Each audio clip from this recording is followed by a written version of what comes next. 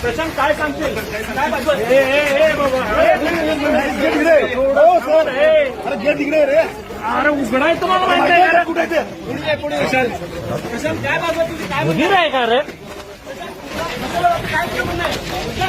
अरे